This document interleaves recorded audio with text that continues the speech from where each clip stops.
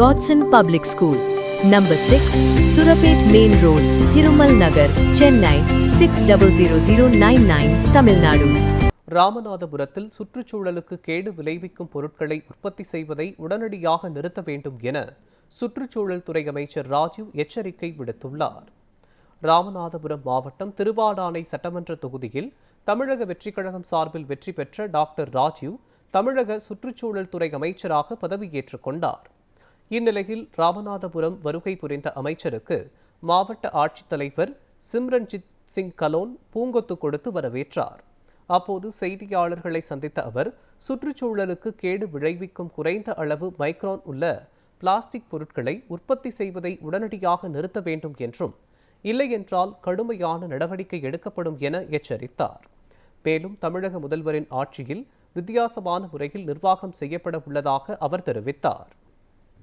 Environment pollution control ஒரு முக்கியமான ஒரு மினிஸ்ட்ரி.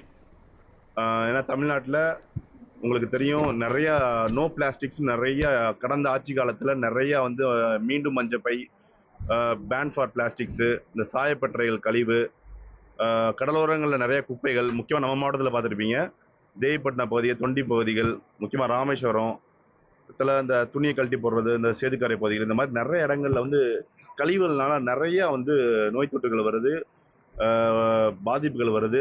அது காலநிலை மாற்றங்களால நிறைய மக்களுக்கு வருங்காலத்துல பெரிய பாதிப்பு உண்டாக்கக்கூடிய ஒரு அவலநிலையா இருக்கு.